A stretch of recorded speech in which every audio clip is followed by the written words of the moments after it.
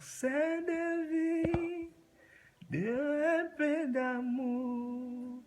Vers toi j'écris, la nuit, les jours.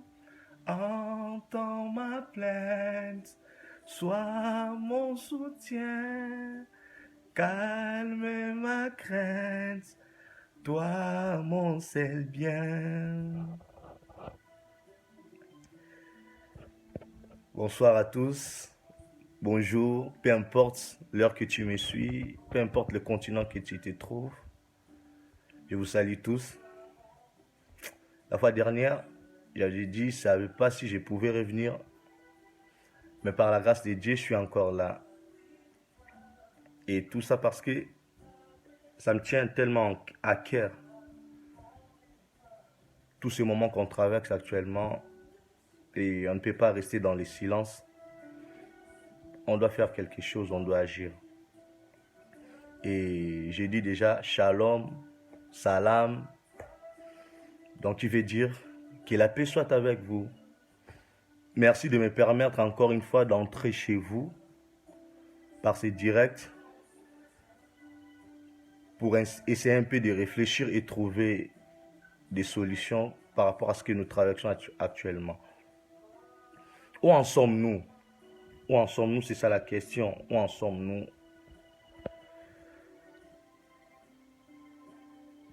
On est confiné, que chacun reste chez soi, on ne sort pas, on ne bouge pas.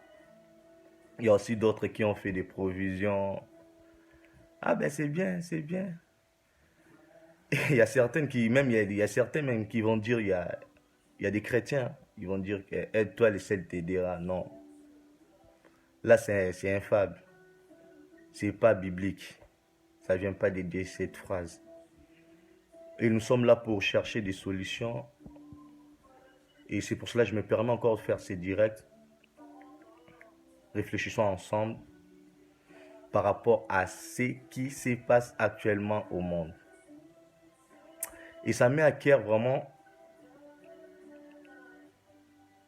de dire ceci. Il y a une chose. Les maladies, tous les problèmes, ça date. Ça vient de longtemps. Il y a eu toujours des problèmes. Mais bizarrement, avec les médias, et ça se propage à gauche. Tu vas à gauche, il y a ceci, tu vas à droite, il y a cela. Et nous sommes agités. Comme la dernière fois, j'avais partagé dans ma vidéo, j'avais dit, la dernière fois quand je suis allé trouver mon assistant social, par rapport à la grippe que j'avais. Et moi, j'étais là, je regardais leur façon, ils étaient tellement agités. Et moi, j'étais là, j'étais dans le calme. Je regardais, j'observais, et ça m'avait fait mal au cœur. En regardant la façon dont ils cherchaient des solutions pour la maladie. Parce que c'était suspectible, selon eux. Mais gloire à Dieu, il n'y a rien. Ils cherchent toujours à remuer Saké, mais il est vaincu dans le nom de Jésus. En fait, mon message, ça concerne tout le monde. Ce n'est pas seulement pour les chrétiens. Il y a d'autres personnes qui vont dire, bon, non, c'est pour tout le monde. Hein. Parce qu'on est tous confinés. Ce n'est pas seulement les chrétiens qui sont confinés. C'est tout le monde, on est confinés. Et ces problèmes, ça nous concerne tous. Et ça fait tellement mal. Aujourd'hui, les écoles, les crèches, les universités sont bloquées. Déjà, les métros, les trams, les bus seront à mobilité réduite. Donc, la circulation va être réduite. Où allons-nous? Et après, ils passeront à la télé pour dire encore d'autres choses. Et aujourd'hui, pas de rassemblements, il n'y a pas des activités populaires. Donc, on est obligé de vivre dans la solitude. Ben, c'est dire, confiné. Et après, il y aura encore un autre virus, on ne sait pas. Un autre virus, ils diront que non. Évitez plus de parler au téléphone. Il y a un virus qui se passe par les téléphones. Après, qu'est-ce qu'ils diront? Évitez plus de regarder la télévision. Il y a un virus qui se communique lorsque vous regardez la télé. Et les gens aussi vont accepter, vont prendre des précautions. C'est compliqué. Ben, que Dieu nous fasse grâce. Il y a une maladie qui date de longtemps. Et cette maladie, c'est le péché. Oui, le péché, c'est une maladie qui nous mène à la mort. Car la Bible dit que le salaire du péché, c'est la mort. On est bien d'accord. Le salaire du péché, c'est la mort. Et lorsqu'on parle de la mort, il y a la mort physique, il y a la mort spirituelle et il y a la mort éternelle. La mort physique, c'est lorsque le corps arrête de respirer. La fin de l'existence sur terre, c'est ça la mort physique. Il y a la mort spirituelle, tu n'es plus en communion avec Dieu. Beaucoup d'entre nous sont morts spirituellement à cause du péché. Mais ils n'ont pas peur. Oh! Le psalmiste dit, m'approcher du Seigneur, c'est mon bien, c'est mon trésor. Oh, David dit, je suis dans la joie quand on me dit, allons dans la maison du Seigneur. Juste aller dans la maison du Seigneur, ça veut dire quoi? Être dans la présence de Dieu. Maintenant, c'est le péché qui nous sépare de Dieu. Mais bizarrement, les gens sont contents de vivre dans le péché. Mais lorsqu'on dit seulement, les écoles, nanani, nanana, seront fermées jusqu'à nouvel ordre. Va dans des supermarchés. J'étais choqué hier. Je crois que c'était une blague. Dans des rayons, il n'y avait rien. Je me suis dit, ben, qu'est-ce qui se passe actuellement? On est où? On est où? Les symptômes de la peur bas sont pleins. Bah, oui, tu peux avoir toutes les provisions du monde. Mais si, dame la mort vient frapper dans ta porte, tu ne diras pas non, je ne suis pas prêt. Non. Déjà, la mort, lorsqu'elle vient, elle ne pose pas de questions, elle vient directement, tac, elle attaque. Mais les gens préfèrent faire des provisions, c'est bien prendre soin de son corps, c'est bien. Mais pour la vie éternelle. Et la mort éternelle, je veux dire, c'est l'enfer. Mais les désirs de Dieu, ce n'est pas ça. Il y a quelque chose qui m'a interpellé hier. C'était la nuit. Il y avait mon téléphone qui était bloqué et ça ne marchait plus. Je recevais des messages, mais je ne pouvais pas répondre parce que l'empreinte ne fonctionnait pas. Je regardais, mais mon téléphone, il est bien protégé. Il y a les verres transparents, il y a la coque. Mais ça ne marche pas. Ça m'a poussé loin à réfléchir actuellement. Je me suis dit, des gens, ils préfèrent faire des provisions pour leur corps. Maintenant, ce qui est à l'intérieur, est-ce qu'il y a une provision par rapport à ce qui est à l'intérieur? Et la seule provision, c'est avoir Jésus-Christ. Mais où en sommes-nous? On se préserve parce que l'État a dit ceci. Ben c'est bien, nous nous soumettons aux autorités. Et déjà, il n'y a pas de rassemblement. Mais ce qui est merveilleux, le ciel est toujours ouvert en notre faveur. Maintenant, notre position, c'est ça ma question, notre position face à ces problèmes, à cette épidémie. Notre position, notre réaction, nous, les enfants de Dieu. Parce que déjà, la Bible dit, nous n'avons pas reçu l'esprit de ce monde.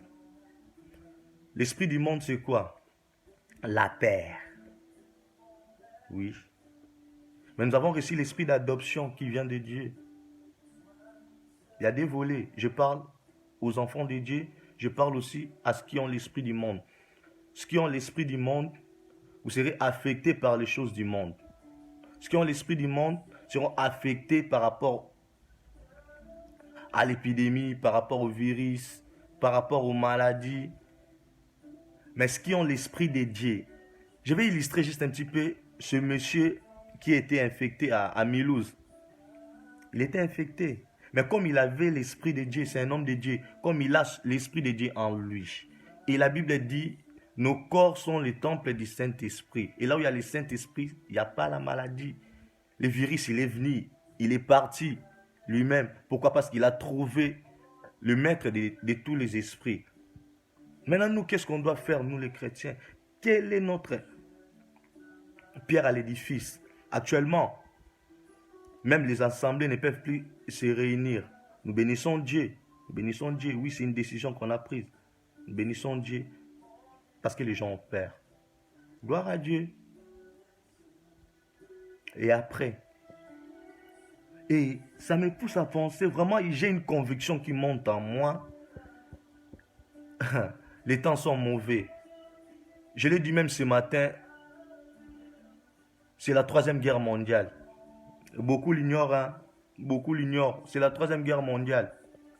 Beaucoup l'ignorent. C'est la 3e guerre mondiale, frère. C'est la 3e guerre mondiale. Déjà, il n'y a pas d'école, il n'y a pas de crèche. Et y a des universités sont fermées. Et encore. Et puis, il y aura d'autres compagnies qui vont fermer. Et puis, nous allons rester à la maison. Et quand il n'y a pas des activités, et c'est la sécheresse. Et qu'est-ce qui amène la sécheresse? C'est la guerre. Et c'est une autre façon d'une guerre mondiale, mais les gens l'ignorent. C'est la 3e guerre mondiale. Où en sommes-nous? Et la Bible dit, lorsque vous verrez tous ces signes, sachez que nous sommes à l'avènement du Fils de l'homme. Quel est ton état? Ce n'est pas pour faire peur à ceux qui n'ont pas reçu Jésus-Christ. Toi qui me suis, qui n'as pas encore reçu Jésus-Christ dans ta vie, c'est le moment. Ouvre ton cœur. T'as beau à faire des provisions, mais si elle venait, la mort, elle te prend comme ça, tu vas rester, tu vas laisser toutes ces provisions-là. Et en ce moment où on nous demande d'être confinés, c'est vraiment un moment qu'on doit beaucoup réfléchir. Beaucoup réfléchir et beaucoup prier. Parce que 2020, c'est une année de confusion, c'est une année de confirmation. Mais quelles sont les personnes qui seront confondues?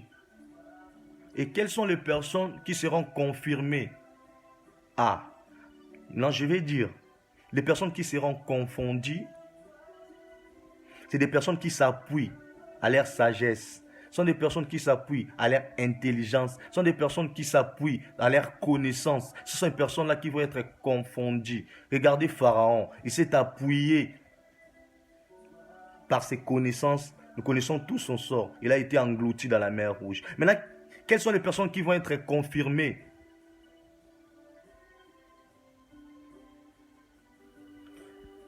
La Bible dit à tous ceux qui l'ont reçu, tous ceux qui croient en son nom, il les a donné le privilège de devenir enfants de Dieu, lesquels sont nés, ni de l'homme, ni de la chair, ni du sang, mais de la volonté du Père.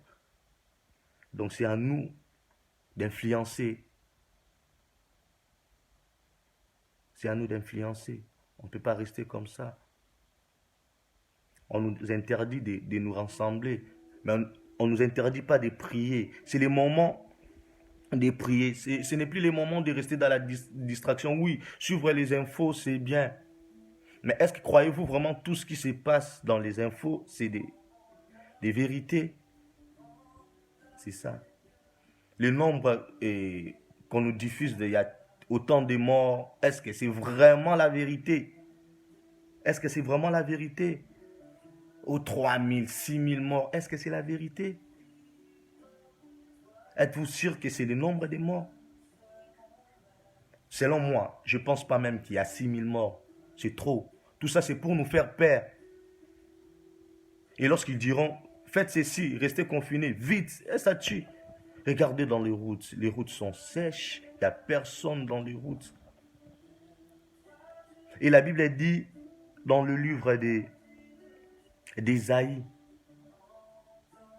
l'Éternel enverra sa colère pour frapper la malice des gens de ce monde.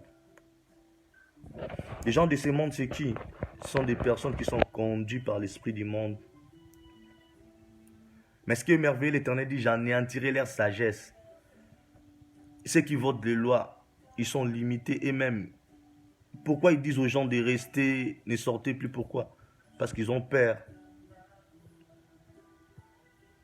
Ne vous appuyez pas dans l'homme. C'est ça.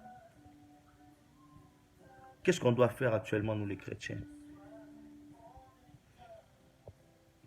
La Bible dit dans 1 Chronique 12, 32, les fils d'Isaacar avaient la connaissance, ayant l'intelligence des temps pour savoir quoi faire sur Israël. Les fils d'Isaacar, c'est qui? C'est les enfants de Dieu. Ce sont des personnes qui ont reçu le Saint-Esprit. Quelle est ta vision par rapport à ce qui se passe actuellement? Quelle est ta vision par rapport à la réalité actuelle? Quelle est ta vision?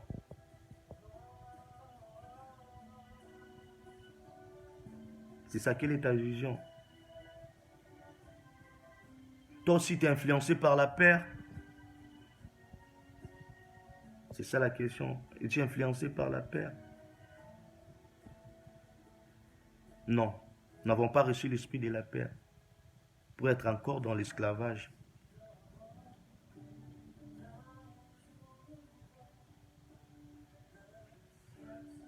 Job le dit. Y a-t-il un malheur qui arrive sans que l'Éternel soit l'auteur?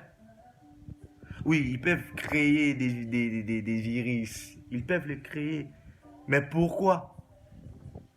Est-ce que l'Éternel n'est pas au courant de tout ça? Si, il sait parce qu'il est omniscient. Il est omniprésent. Il est partout et il connaît tout. Mais pourquoi il permet ces moments? Parce qu'il sait, il y a un peuple qui doit influencer. Il y a une génération. Il y a un rejeton. Et c'est nous, l'Israël dont je parle, c'est nous les enfants de Dieu. La Bible dit, ils ont vaincu à cause du sang de l'agneau et par la parole de leur témoignage. Tous ces problèmes ne peuvent rien faire devant le sang de Jésus-Christ. Regardez ce qui s'est passé en Israël, en Égypte. Je vais te dire, nous connaissons, il y a certains qui ne connaissent pas aussi cette histoire. Les enfants d'Israël, ils étaient en Égypte. Et lorsque l'ange de la mort devrait passer, l'Éternel donna cet ordre de tuer un animal et de prendre son sang, de l'égorger, de prendre son sang et de l'appliquer. Et quand l'ange de la mort viendra, il passera outre. Et les Égyptiens seront frappés. Les Égyptiens que je parle, ce sont des personnes qui ont l'esprit du monde. Et les enfants d'Israël, c'est des personnes qui ont reçu Jésus-Christ dans leur vie comme Seigneur et Sauveur. Maintenant, nous, qu'est-ce qu'on doit faire devant ces fléaux? Qu'est-ce qu'on doit faire devant ces problèmes? Qu'est-ce qu'on doit faire devant cette épidémie? Il y a déjà l'OMS qui l'a qualifié de pandémie. C'est eux qui voient. Hein. Mais nous dépendons du ciel. Maintenant, qu'est-ce qu'on doit faire? Qu'est-ce qu'on doit faire? Je venais de dire, y a-t-il un malheur qui arrive sans que l'Éternel en soit l'auteur? Mais je bénis Dieu parce que dans la Bible, il y a tout. L'Éternel dit, dans 2 Chroniques 7, il dit, « Quand je fermerai les ciels et qu'il n'y aura point de pluie, je frapperai de la peste. » La peste, c'est les épidémies. Je frapperai de la peste. Mais si mon peuple, j'aime bien ces passages, si mon peuple, sur qui est invoqué mon nom, s'humilie, prie et cherche ma face, j'ouvrirai les ciels. Donc, qu'est-ce que nous on doit faire? On doit s'humilier devant sa toute puissance. L'Éternel est là. Il a permis que cette épidémie puisse circuler pour que la gloire lui revienne. Il est le maître de tout, le maître des temps et des circonstances. Il est le maître de tout. S'il a permis cela, c'est pour faire éclater sa gloire. Et maintenant, nous, les chrétiens, qu'est-ce qu'on doit faire? On doit se rassembler. Bien qu'actuellement, ce n'est pas permis qu'on se rassemble. Même là où tu te trouves chez toi, confiné, ayons ce même esprit, humilions-nous, prosternons-nous devant l'Éternel, qu'il ouvre les ciels. Si mon peuple, si qui est invoqué mon nom, s'humilie, prie et cherche ma face, et s'ils se détournent de leur mauvaise voie, j'ouvrirai les ciels. Je les guérirai, je les bénirai. Et la Bible dit, c'est la bénédiction de l'Éternel qui enrichit et elle ne se fait sur aucun chagrin. La bénédiction, c'est déjà avoir une bonne santé. Bénédiction. Donc ce qu'on doit faire actuellement, on doit s'humilier, implorer à Yahweh d'ouvrir son ciel pour qu'il y ait cette faveur. J'aime dans Paul dans Corinthiens, qu'est-ce qu'il dit? Dieu utilise des choses folles pour confondre les sages de ce monde. Il utilise des choses viles pour confondre l'intelligence des gens de ce monde. Ok. Il nous dirige par des lois. Sous prétexte, ce sont les intelligents, ils sont éliminés, ils ont de la connaissance. D'accord. Mais aujourd'hui, ils sont limités. Plus de vols de l'autre côté. On va fermer, pas de café, pas de ceci, pas de tabac. On reste chez nous, confinés. Maintenant, c'est une occasion pour nous. Les choses folles. Déjà, ils disent que les chrétiens, voilà, les chrétiens, ils ont tendance de nous négliger. Ils ont tendance de nous mettre à côté. Maintenant, c'est nous qui doivent sauver le monde.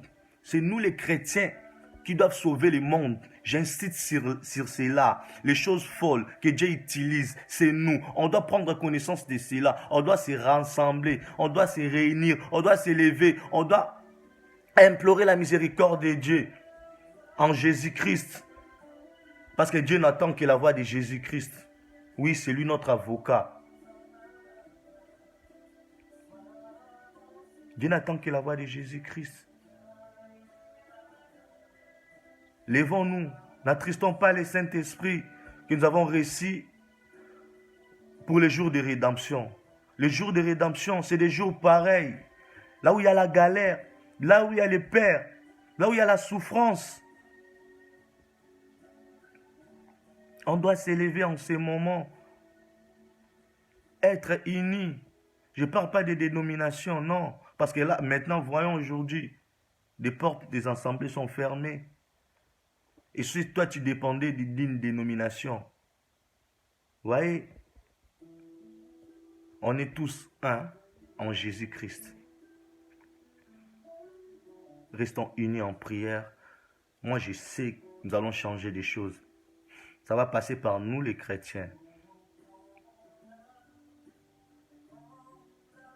Confions-nous à Jésus-Christ. Je te parle, même si tu es atteint, sache une chose.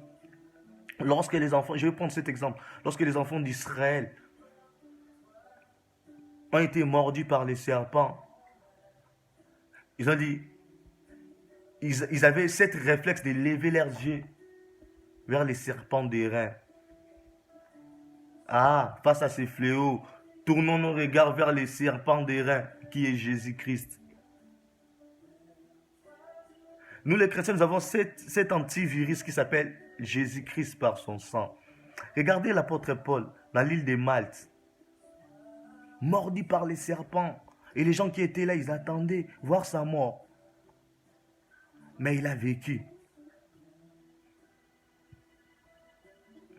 C'est ce que le monde attend de nous. Dieu est capable de tout. Comme je viens de donner le témoignage de ce monsieur à Mulhouse, c'est un homme de Dieu. Il était affecté par ce virus, mais il est parti tranquille. Pourquoi? Parce qu'il a la marque de Jésus-Christ en lui. Tous ceux qui ont la marque de Jésus-Christ en eux, même si cette maladie venait à vous infecter, c'est pour la gloire de Dieu. C'est pour que la gloire de Dieu se manifeste. C'est pour dire aux sages de ce monde, aux intelligents de ce monde, il n'y a que Dieu qui guérit. Il n'y a que Dieu qui guérit. Nous devons nous réunir. Moi, je sais pas, je peux proposer un truc. Si ça serait possible, réunissez vous-même dans des maisons. Faites un programme. Non, on va aller chez tel, on va nous réunir pour prier. Parce que la solution ne viendra que dans la prière. La solution ne viendra que dans la prière. Donc c'est ce que Dieu attend de nous. Nous les chrétiens, on doit s'humilier, on doit s'élever,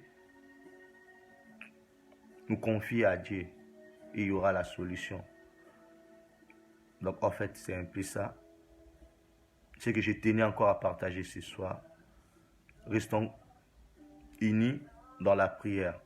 Et toi qui n'as pas encore donné ta vie à Jésus-Christ, c'est le moment. Ne donne pas ta vie parce que tu as peur du virus, non. Donne ta vie à Jésus-Christ pour hériter du royaume céleste. Donne ta vie à Jésus-Christ pour bénéficier de la vie éternelle. Même toi qui es dans les lits d'hôpital, une minute avant la mort, c'est la vie. Rien n'est encore perdu. Tu peux faire cette prière et Dieu peut tout changer, car il est le maître des temps et des circonstances. Union priante, avec Dieu nous ferons des exploits. Et il écrasera nos ennemis. Que Dieu nous bénisse tous et bonne soirée. N'oubliez pas, la prière est tellement importante. Que Dieu nous bénisse tous. Merci.